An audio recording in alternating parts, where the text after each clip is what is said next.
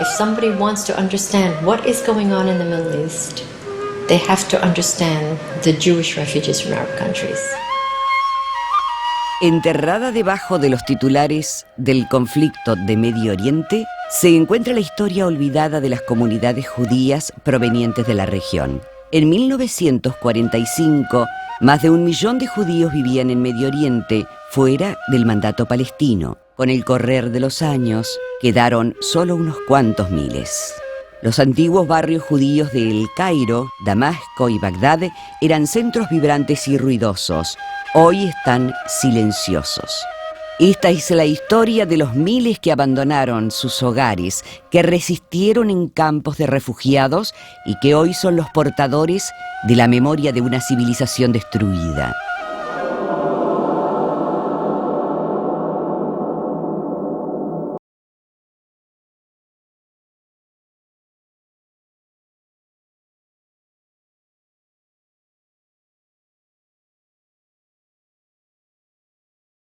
This trip, I was in a hotel, and there was a young lady in her mid-20s, and I could tell from her name and from her looks that she was Egyptian. So I said, "Ahlan wa sahlan." He said, "Oh, do you speak Arabic?" I said, "Yes." And she said, "Why did you leave Egypt?" I said, "Well, I'm Jewish." He said, "Oh, I didn't know that there were Jews living in Egypt." And I told her the whole story, and she was shocked.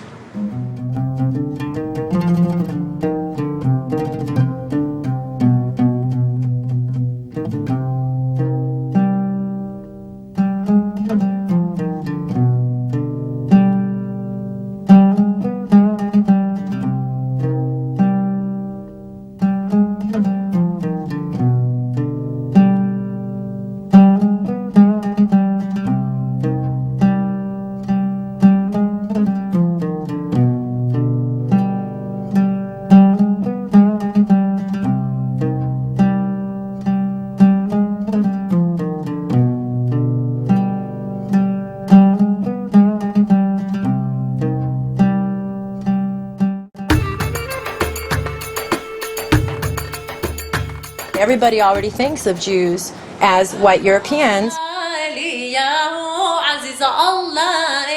Not all Jews are European. Lulu Agazum es la fundadora del proyecto multicultural judío y editora de una antología de escrito de mujeres judías de Medio Oriente. Su padre es un refugiado de Bagdad.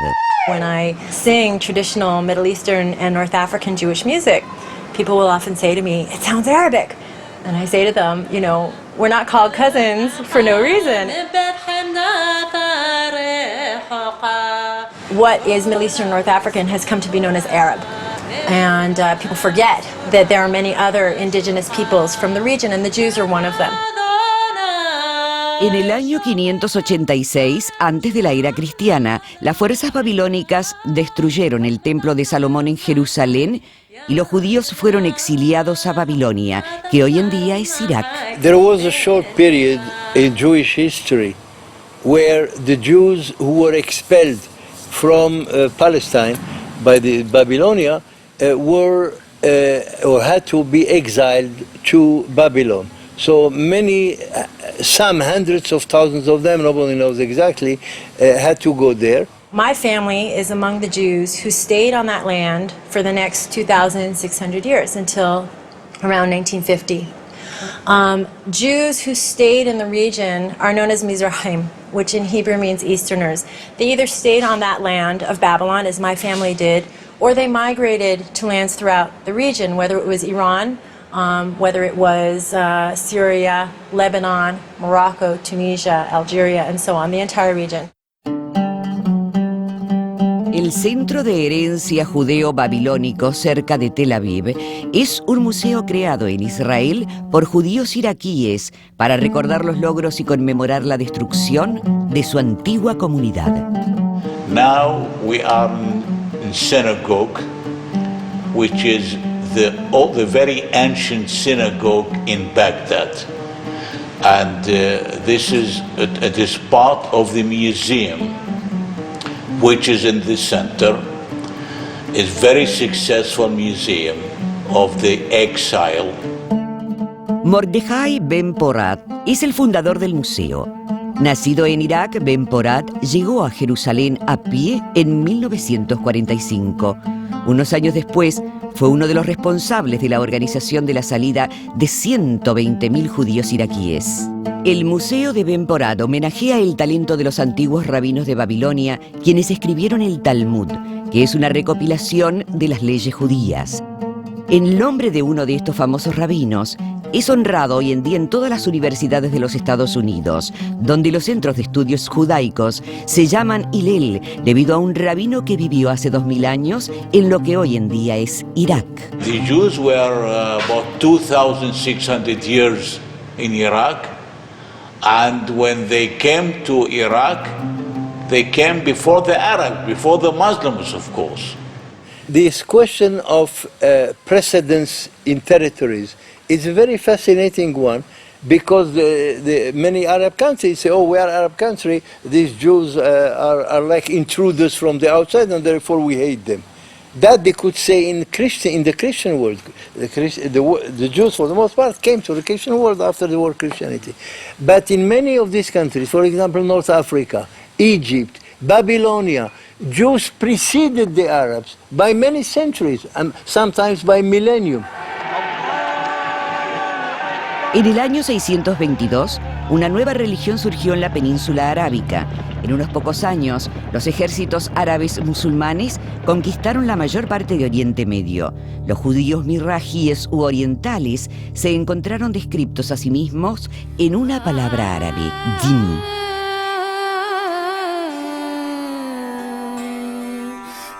A dhimmi or a dhamma, depending on the pronunciation, is a tolerated people. It's the people of the book, Christians and Jews, people who worship, practice the Bible. And according to Islam, this is a group that's supposed to be protected. What that means is, as Islam conquered the entire Middle East, North African region and killed people in the name of Islam if they would not convert, the Jews and Christians would be spared their lives. However, they always had to be both physically and metaphorically inferior. For example, a Jew could not ride a horse because then his head would be higher than that of a Muslim. Jews could not build a synagogue higher than a mosque. All houses in Yemen, I mean the Jewish houses, must be lower, far lower than the Muslims. If God forbid one of the houses is a little bit higher than the of the Muslims, it will be pulled down. You see, the dhimma, as I said, is juridical. It's very precise, but it has also economic, political, and social repercussions. And there are many of them. One, for example, the Jews and the Christians, by the way, had to wear special items of clothes in order to differentiate themselves. For example, the yellow patch, that's not a Nazi invention. It was invented back in the 8th century, and the Jews and the Christians were forced to wear it. The Jews and the Christians could not ride the horse, because horse is a noble animal, only Muslim can. Jews and Christians had to ride the donkey or to walk on foot. And Jews and Christians could not build any house of prayer, new one. And even if they wanted to refurbish the old ones, they had to have a special permission.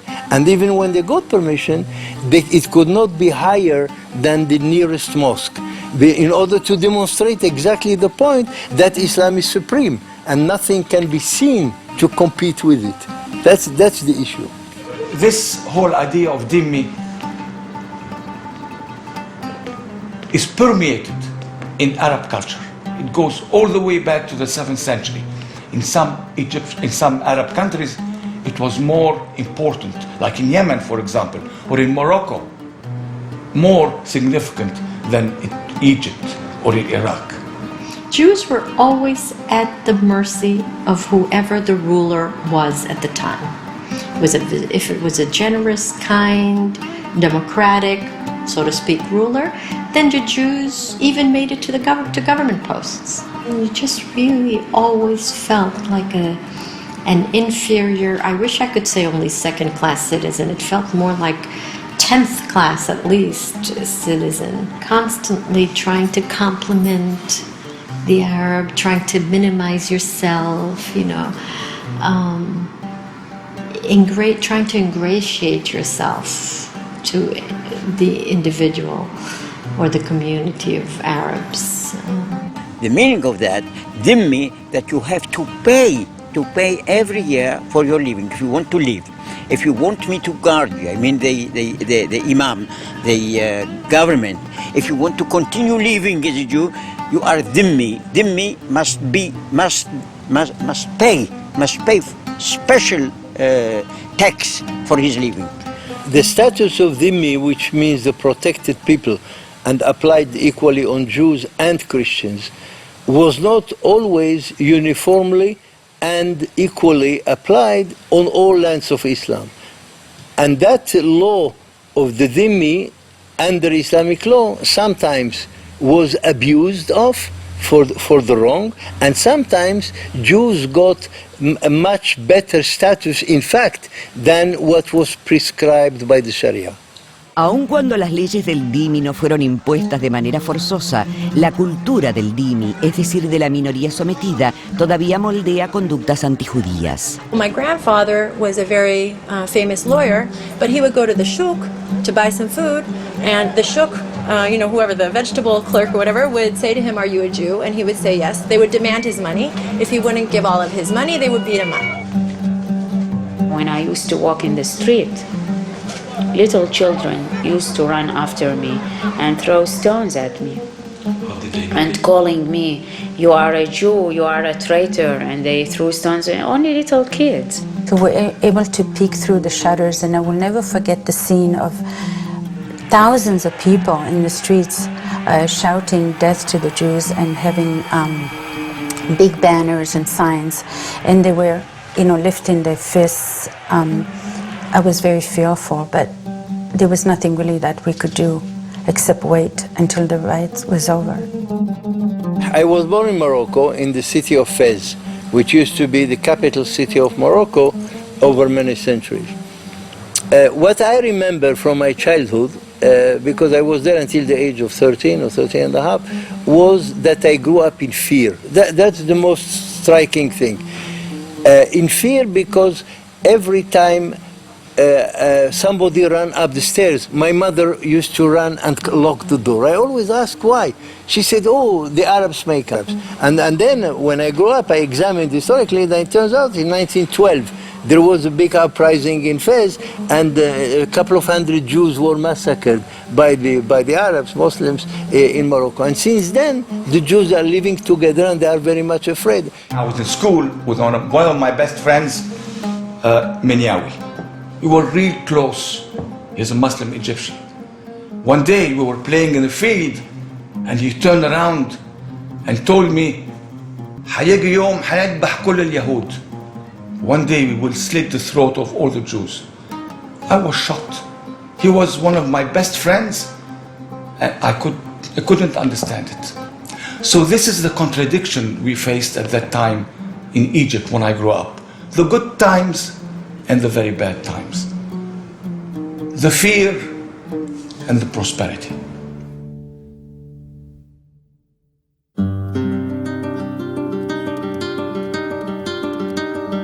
Los judíos eran ciudadanos de segunda clase cuando vivían bajo el régimen musulmán, pero bajo el régimen cristiano la persecución fue aún peor. Luego que los judíos fueron expulsados de España, muchos de ellos encontraron refugio y tolerancia en tierras islámicas. En las modernas ciudades de Medio Oriente, los judíos eran parte integral de la sociedad. Por ejemplo, en Bagdad, en 1920, los judíos eran casi el 40%. And I remember very well Baghdad.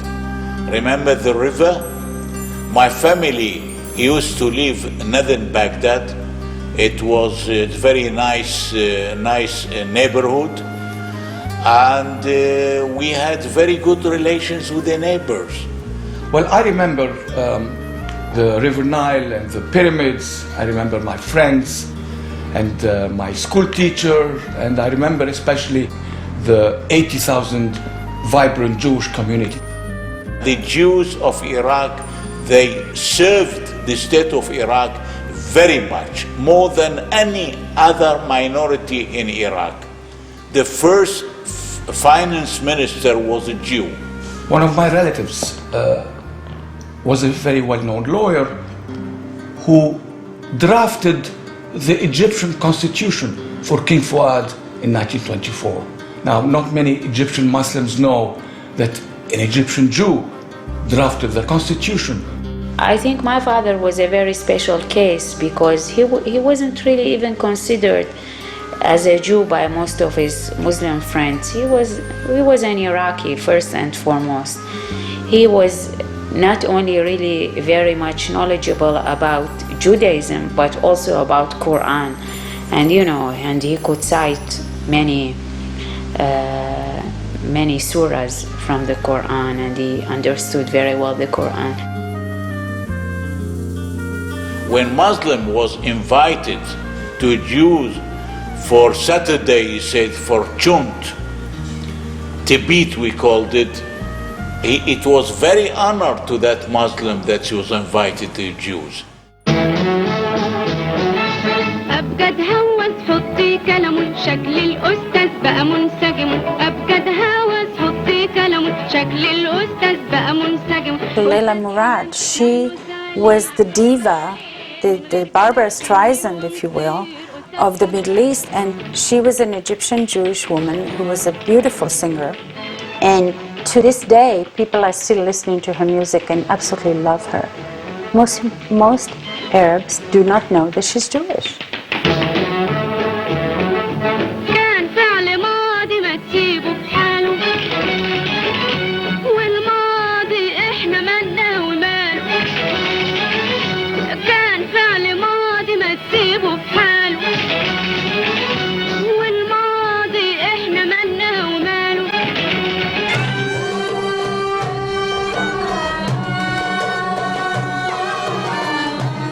My parents left Iraq around the 50s. I was born here in Israel in the Middle East. I consider myself as a Judeo-Arab, belong to the Judeo-Arab people. El músico Yair Dalal preserva e interpreta música judía iraquí.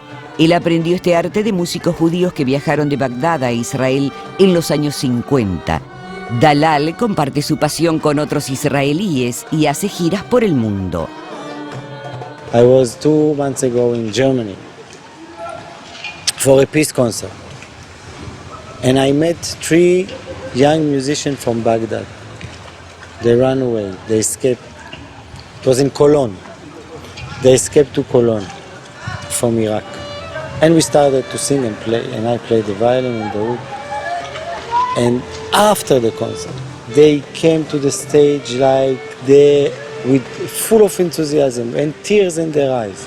He said, my father is a musician. He always taught me, if you want to study to play good music, to play well, go to the Jews, study from the Jews how to play.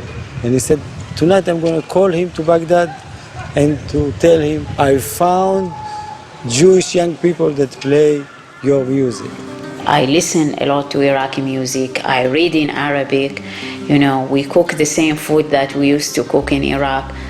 So I'm very much Iraqi as well. And this is the problem, because on the one hand, I have a lot of affection for the Iraqi people, but on the other hand, I am very much hurt by what happened to us in Iraq.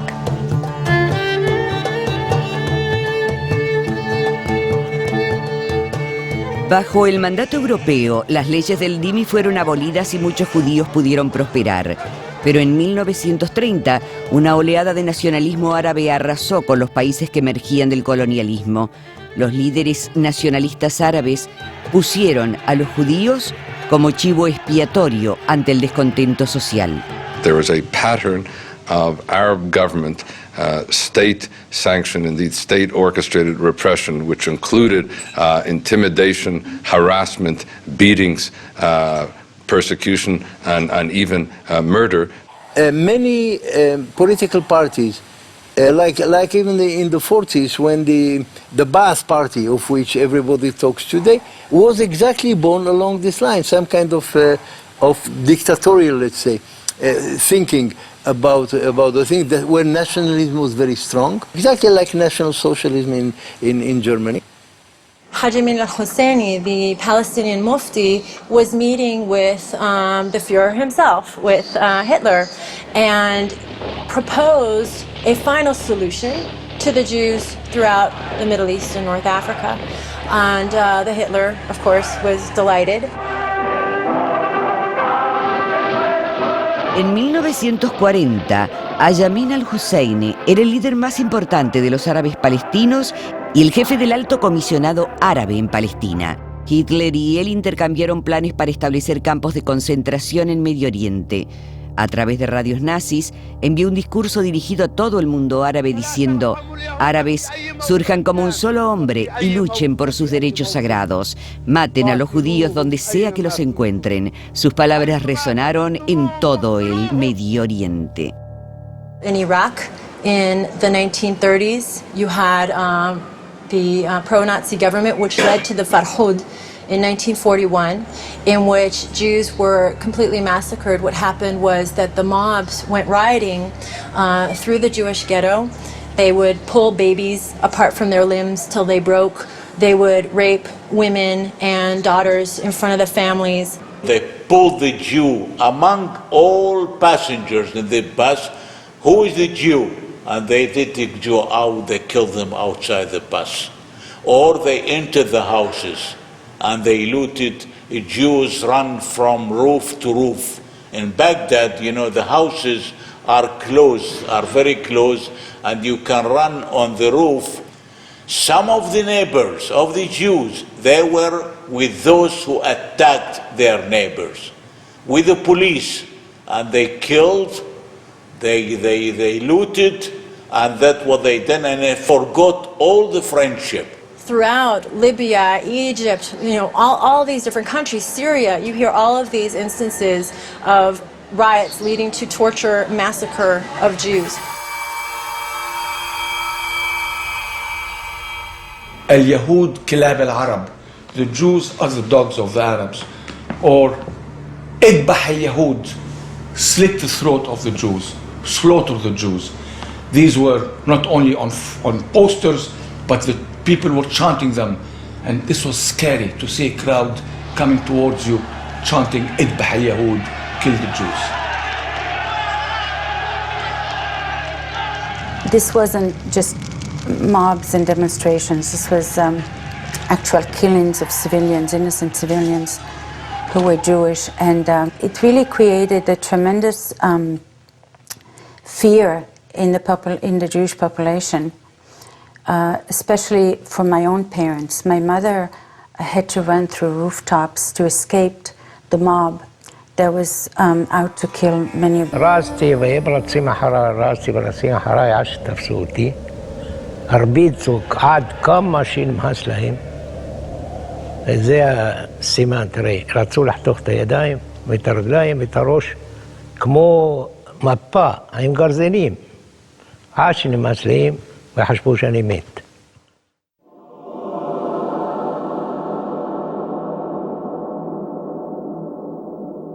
הכנסתי חדר, מסעתי ילדים, ערימה.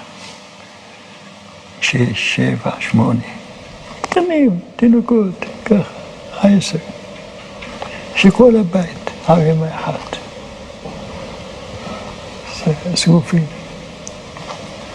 ריח של בן אדם, של בסיס בן אדם, ריח, קשה.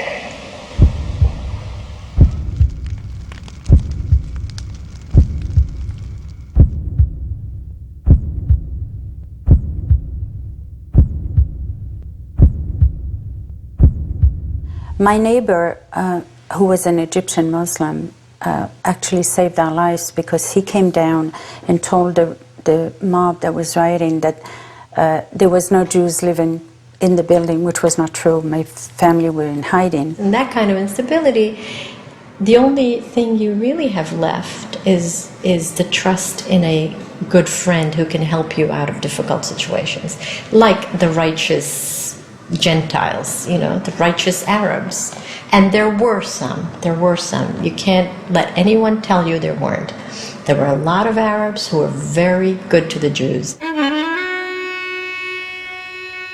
El pueblo demostró compasión, pero los líderes continuaron sembrando el odio.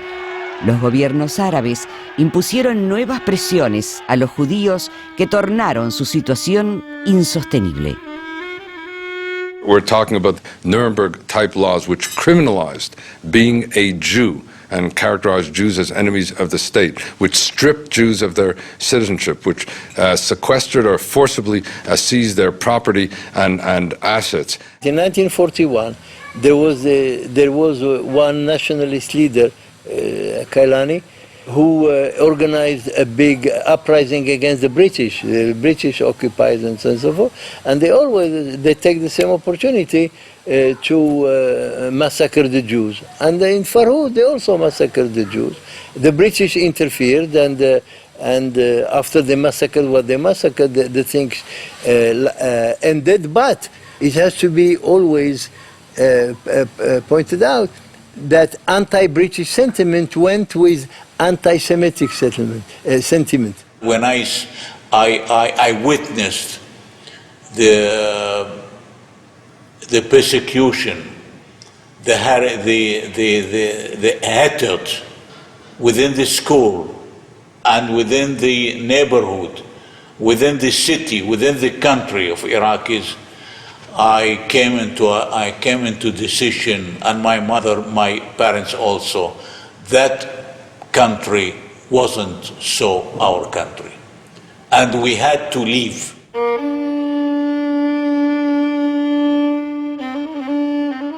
بدون رجوع meant without the chance of coming back, a one-way trip. This is what the Egyptian government did to many Jewish families. When they kicked them out, they stamped on their travel documents, بدون رجوع. We don't want to see you again. This is a one-way trip. As I was watching the door close, and it was a little bit dark, the lights were off, the sun wasn't strong anymore, the curtains were down, and there was this beautiful home, neat, clean, the beds were made, all these beautiful Persian rugs, big rugs, and we were just closing it, and we left. We left, and we lost everything. We lost the business, we lost his manufacturing shop and his retail shop, and we left behind, unfortunately, a very beautiful villa with a garden full of orange blossoms and lemon blossoms, which till now I can remember. When we reached the airport, we had no idea what was going to happen. I mean, I had no idea if we were going to see our parents again, if we were going to be reunited again, if we were going to get killed or be let go, or nothing. We knew nothing. The only thing we could take with us were a few clothes.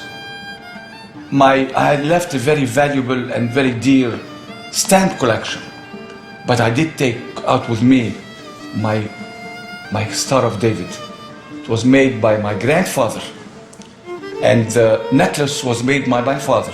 I was able to get it out, and luckily they didn't search me, because if they had, the Egyptian authorities at the customs would have pulled it. Una ola de violencia.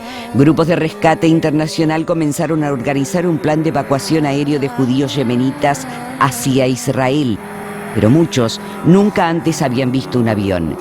Shimon Abisemer, un judío yemenita que huyó a Palestina en 1935, fue enviado a Yemen para rescatar miles de judíos en peligro. When I came to this desert, there were nearly 4,000 people in the desert, in that camp, that terrible camp.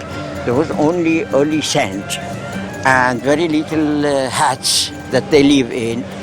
What we had to do, only to teach them, to prepare them for Israel, to teach them the Hebrew. You know, in that desert, I had 2,500 pupils, 2,500 pupils from 3 years old until 60 years old. And they loved their learning, and spirit was very high. In what? In that desert, in that sand, in that terrible heat, terrible heat. They never complained. Why? Because they waited. They hoped. They knew that tomorrow we shall be saved. Tomorrow we shall go to Israel.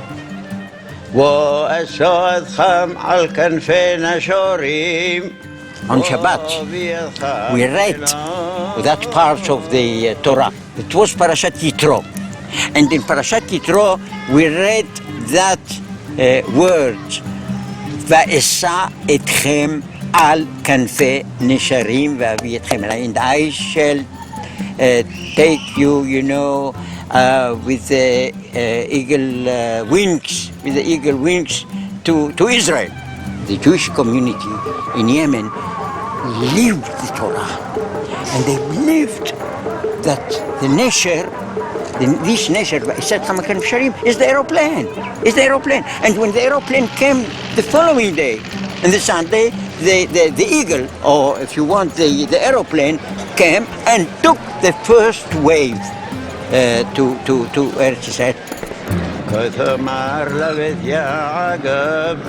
وثجد لبني إسرائيل التمر إثام أشر أصيثي لمصرايم وأسود خام الكنفين شوريم وذي الخام Se fue intensificando la persecución por parte del gobierno a los que se quedaron en los países árabes. En 1969, Saddam Hussein comenzó su carrera hacia el poder. Como demostración de fuerza, él ordenó el ahorcamiento público de 9 judíos en el centro de Bagdad. 500.000 de personas asistieron a las ejecuciones.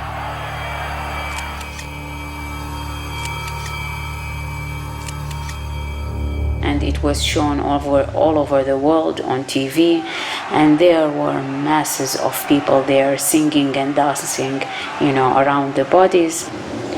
In 1972, it was on the eve of Yom Kippur.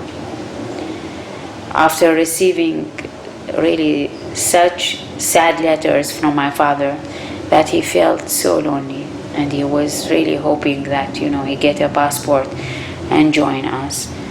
We heard that he was actually abducted on his way to the synagogue, and we don't know until today what happened to him exactly. We didn't really have Kaddish for my father throughout these years. En Egipto, después de la Guerra de los 6 días, el gobierno arrestó a todos los hombres judíos y los transportó a campos de concentración. They took the 400 male Jews between the age of 16 and 60 and put them in these concentration camps. One of them is called Abu Zabal. And they beat them, and they tortured them, and they humiliated them. The things they did, I cannot say, because they are so horrible. My uncle was in there, and many of my relatives were included. The persecution of the governments of Arab countries made the Jews in Arab countries desire to leave their origin country, but they didn't how, because no country was ready to receive them. So when the State of Israel was established, suddenly we have a shelter, and the Jews came to Israel.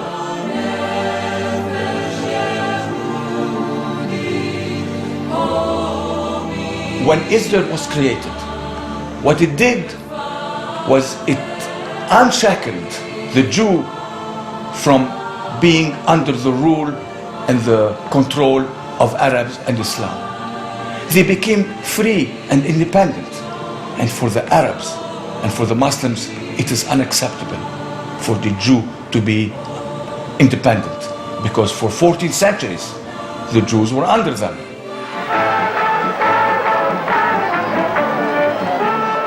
According to the Muslims and the Dhimmi rules, a majority state of Jews, a state where Jews are a majority or they are the rulers, is non-existent. It must never exist.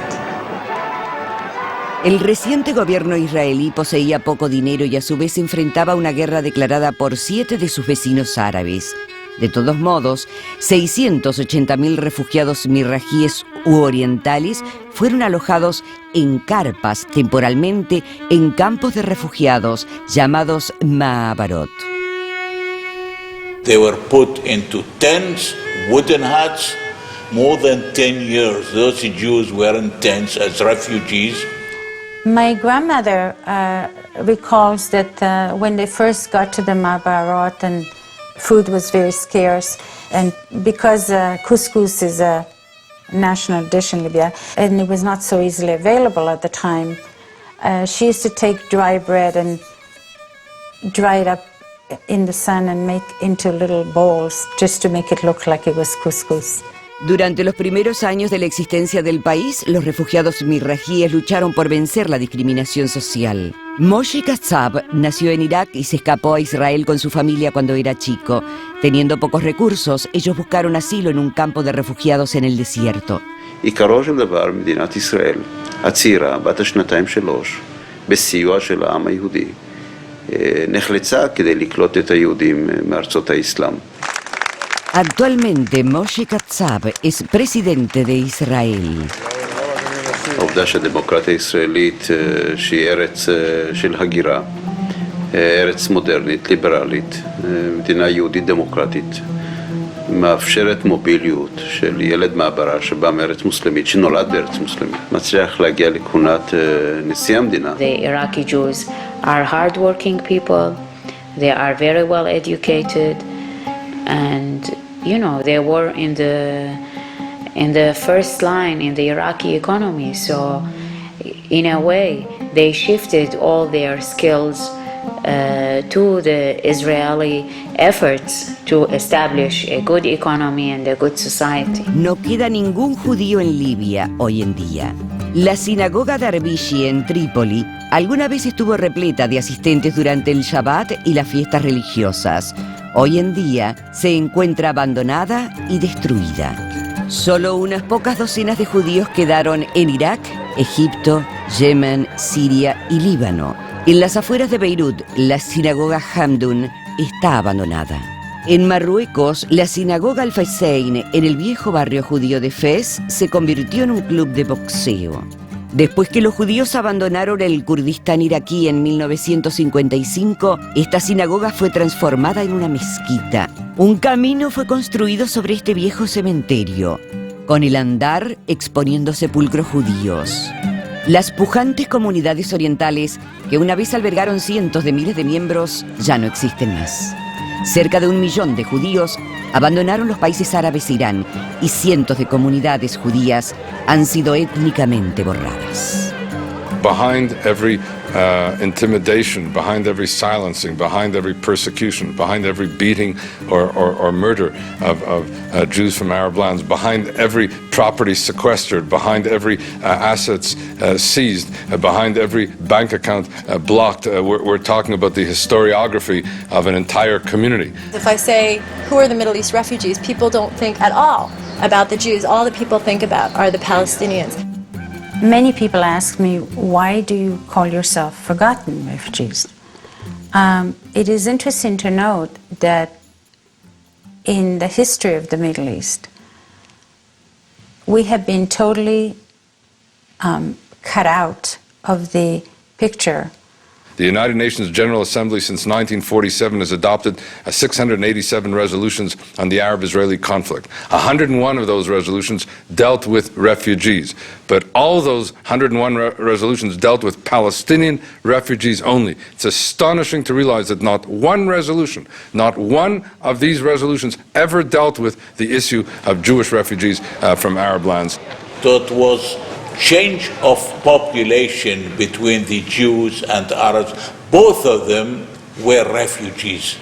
והעובדה שלא הקימו, למרות העושר הרב, אף יישוב, אף מושב, אף עיר פיתוח, כדי לשקם את הפליטים, היא מעידה יותר מכל על כוונות הזדון של העולם הערבי. יותר מזה, העולם הערבי כן שלח כסף לפלסטינים, אבל שלח להם המון כסף, מיליארדי דולרים, כדי לרכוש נשק, כדי לנהל מלחמות עקובות מדם נגד ישראל, כדי לשפוך דמים.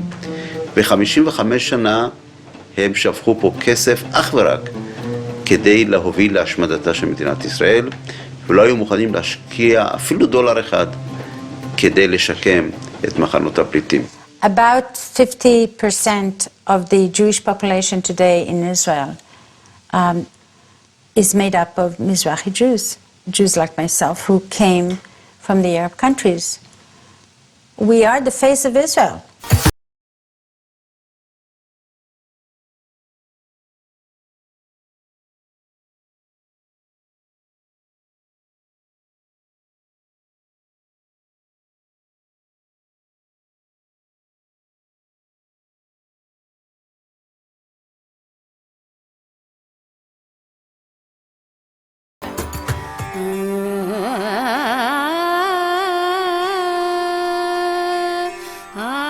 Anti-Semitism now in the Arab world is 100 times worse than when I lived there.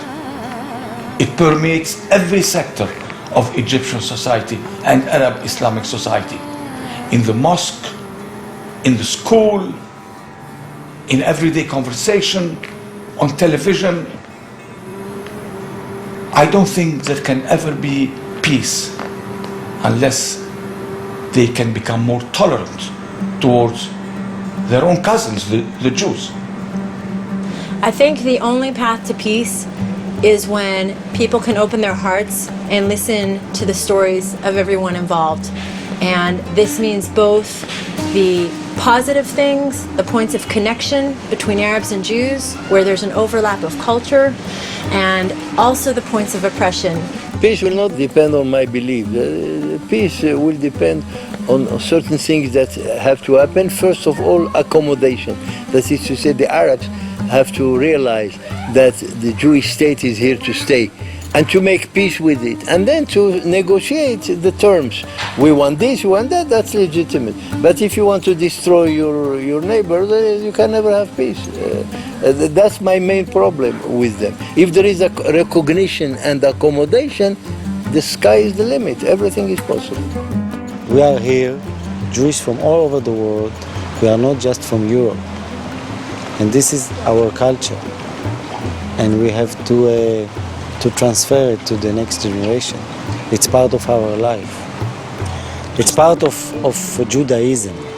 Only when the state of Israel, this is the only shelter, open its gate, we have the shelter, we have the house, our house in Israel, and I am many proud, much proud to be Israeli, much proud my grandchildren, grandsons, granddaughter, all of them are serving the army, and they are contributing to the state of Israel as a whole. I wish that the peace takes place between us, between the neighbors. The peace will come, will appear, must, because each human wants to live. All human wants to live. He wants his family, his children, to continue living. And if we continue this way of killing each other, of these troubles, and so on and so forth, I mean, there is no hope for them, there is no hope for us. We were really the forgotten refugees, and nobody talked about us.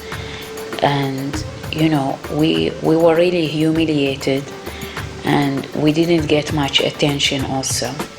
So we swallowed our pain and agony and moved on. On the one hand, it actually improved our situation in integrating in the Israeli society and establishing a new life.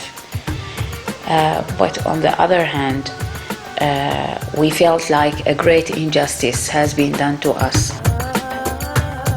We don't want to be forgotten anymore. We want to tell our story.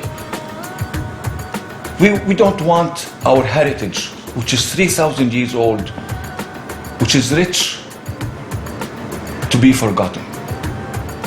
We want our children to remember us, so that we can perpetuate the memory of all these 1 million Jews who were kicked out of the Arab world. And they will never return بدون رجوع. The Arab governments have taken away our homes. They've taken away our culture. They have destroyed our communities. But they can never take away our spirit to fight for justice. What's important to me is that the stories of everybody be told, and that everybody's history be recognized and everybody's rights be honored.